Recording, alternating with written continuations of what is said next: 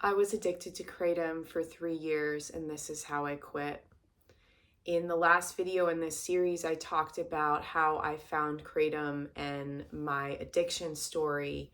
And now I'm going to talk about just a general overview of how I quit. You're welcome to refer to other videos here on this channel. We have a series called The Phases of Kratom Addiction Recovery, where I go into things a lot more. But in today's video, I'm just going to talk kind of a free form sort of way of how I did it. So when I was addicted to Kratom, this was 7 years ago now, and I knew nothing about like the quitting Kratom subreddit. I knew nothing about ways to approach getting off of Kratom. And so I was basically just winging it. And I did not have, at that point in my life, any experience with being physically addicted to a substance on that level. And so I was going into it without any sort of an idea, any sort of guidance or advice on how to even begin to approach it. And because of that, I spent a solid year still staying in active Kratom addiction because I just didn't know what to do. So in those 3 years of my addiction, I refer to the first year as the honeymoon phase. I refer to the second year as the hardest time / hell on earth part of my addiction. And then the third year, I refer to it as my taper process, which was leading me into my final quit. And so I spent, to start from the beginning, I spent that year leading up to beginning my taper, like I said, just not knowing even where to start. And at that point, at my highest, I was at 40 to 60 grams per day. Sometimes more depending on different circumstances. And it was because of that large amount of Kratom that I was taking, it was very hard on my body. It was very hard on my mind, and I was really suffering because of it. And the more that I took, the more that I needed it, but the worse that it made me feel, if that makes sense. And I was in that second year suffering. I, in between doses, would go into full-blown panic attacks mixed with the worst physical withdrawals that you could imagine, chills, sweats, body aches, just literal mental anguish. And so the idea for me of even starting to cut back on my doses sounded horrific. And I avoided it for that year, that second year.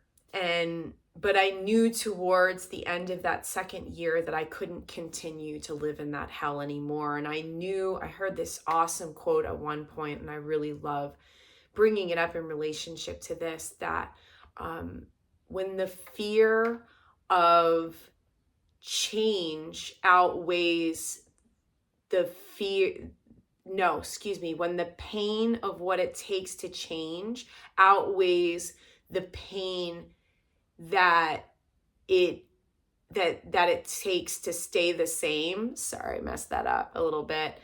Then it's time to change. So the pain that I was feeling in staying the same far outweighed the pain that it was going to take to change.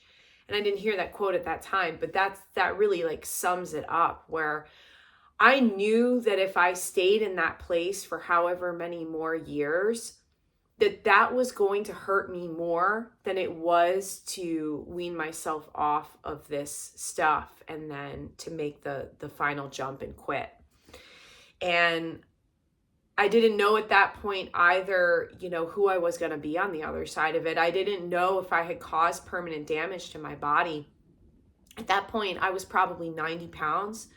and I was extremely unhealthy, and my hormones were all out of whack. I lost more than half of my hair. My skin was super dry and flaky. Like, I had ended my last career and I didn't know what I was going to do next. So I had no idea what was going to happen on the other side of this addiction. Excuse me. So I just started to taper. But I knew deep down inside of me that I, like, regardless of how afraid I was, that I needed to get off of this stuff and I needed to get free. A big part of this process was my faith, because I, at that point, had really just like turned my back on what I believed a long time before. And I knew that I could not struggle through this addiction and through this quitting process alone. I knew that I needed something bigger than myself. And, there's a reason why finding a higher power is such a foundational part of the 12-step programs, because truly, we don't have the strength to get out of these addictions on our own a lot of times. I mean, I've seen it happen and it is possible. I'm not saying that it's not possible, but for me personally, I needed something bigger than myself to believe in and to draw that strength from when I didn't have the strength on my own. And so that was a really integral part of the process for me, especially in those beginning times and through the final jump. So that was really important, a really important part of the process.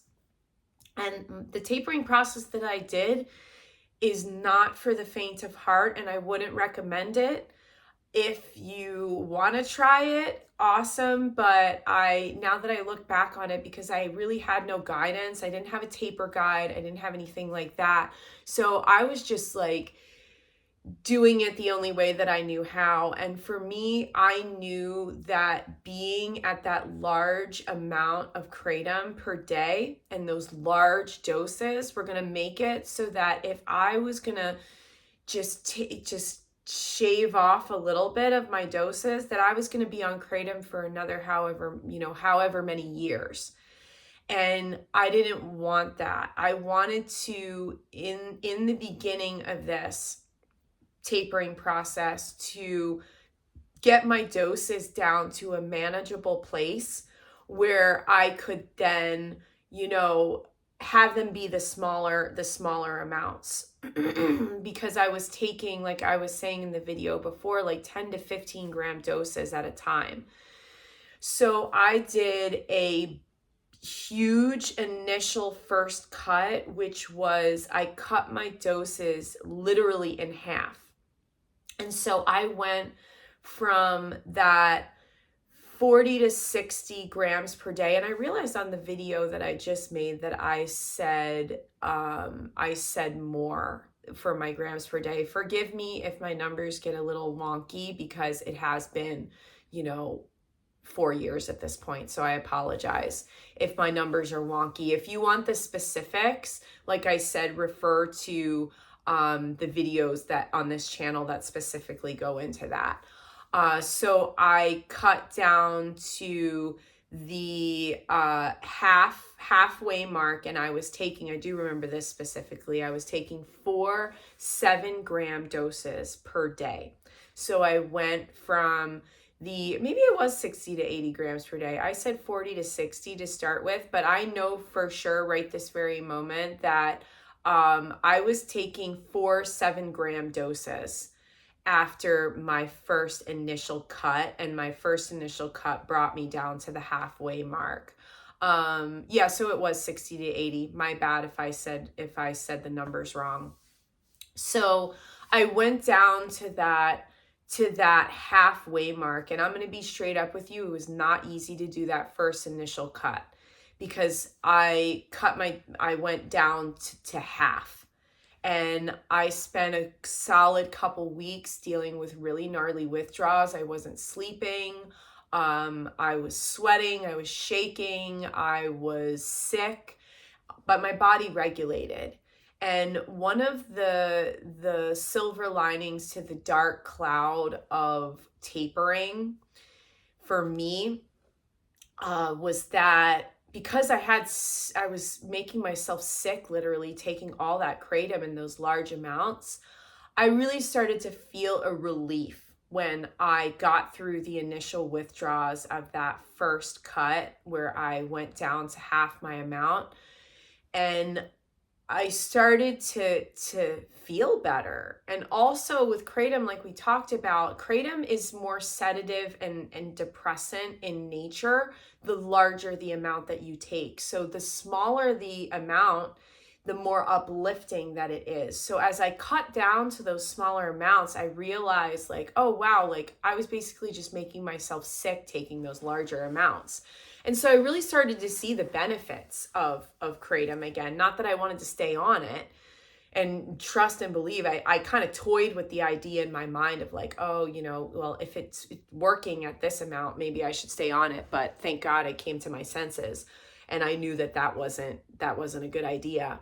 But I did stay at that 7-gram dose amount for a while. And that's the reason why my taper lasted a full year, was because when I would do those huge cuts, because I think I did another big cut, maybe like because I stayed at the 7-gram doses 4 times a day for I think like maybe a few months. And then I did another cut where I got down to like 4 grams a day, not a day, 4 grams a dose. And then from there, I think I stayed there for a little bit. I'm going to have to pull out my journals because again, it's been so long. But the point is that I stayed when I would do those bigger cuts, I would stay there for as long as I needed to. And sometimes that was, however many months. And then I started to shave after that second big cut that I just would shave the amounts off more slowly. And then at the end, I got to 4 1-gram doses per day. And thankfully, and I've shared this before, what made it so that I did my initial cut, or pardon me, my final cut and my final jump, what made it so that I actually did that and that I actually quit was that the kratom source that I had been getting, the kratom vendor that I had been getting my kratom from, their quality started to become all over the place. And so basically it was not having the same effect that the kratom that I had that I liked and that I had used for a really long time. And that was a huge blessing in disguise for me, because as the quality was kind of weird, I started to not have the same effect that I was desiring and that I was seeking from kratom. And so at that point, and I tried finding some other vendors and all of it made me feel weird. So at that point I was like, I'm not finding anything that's making me feel good, so might as well just quit. And if I did have stuff that was making me feel good, I probably would have gone down to like 1/4 gram 4 times a day. But at that point I was just like, nothing's making me feel good. It's time to get off this stuff. So that's when I made my final jump. And that was on February 18th of 2020. I spent a good 3 weeks to a month just going through the withdrawals. I had about 2 weeks of acutes and then another couple months of just my body recalibrating. And then I spent a solid year in pause, which was another really big struggle of recovery for me. And so, that's how I quit. And I didn't have any guidance. I didn't have any help. I did this all on my own. I wouldn't recommend that you take that approach. I will go ahead and plug some really great resources right now. So if you come across this video and you're thinking about quitting, I would highly recommend that you check out the Quitting Kratom subreddit. It is an awesome community of people who are either in kratom addiction or who are quitting or who are in recovery. where you can find other people to relate to. They have really great, what do they call them? Guides, I guess is what you could call them, for tapering, for the quitting process, different ways that you can quit, because I tapered, but you can also go cold turkey. And I have seen people who have been successful with just going completely cold turkey. And then they have resources for pause. And so it's a really great place where you can go and you can have guidance, advice, support, encouragement. You can interact on there if you want to and like check in every day. Or you can just, just read and, just get information and apply it to your life. Another great resource that I would recommend to you is some cool channels to refer to. My brother in recovery, Jason, has an awesome channel called Gimme Your Snacks. I think it's spelled GIMMEYOURSNACKS. He has some awesome videos about quitting kratom, and he does this really cool interview series. Excuse me, I did an interview on his channel where he talks to people who are in kratom addiction recovery and other aspects of recovery. So check out his channel as well. And then even the Quitting Kratom, or not Quitting Kratom, the kratom.org, excuse me, again, website. They have a good tapering guide as well, so you can see it in writing in that way. Kratom.org is a pro-kratom website. I will give you a heads up about that, but their information about quitting is accurate. So yeah, there are just some resources for you. You're also welcome to be a part of our community here on this channel. We have a lot of really great people who gather in the comments section and who share their experience with where they're at and uplift and encourage one another. So you're welcome to join our community here as well. Okay, guys, so that's my story, my 2.0 story, because these are videos that I'm remaking that were some of the early videos on my channel here, and I'm remaking them based on where I am now. So thanks for joining us, and we'll see you next time. Bye.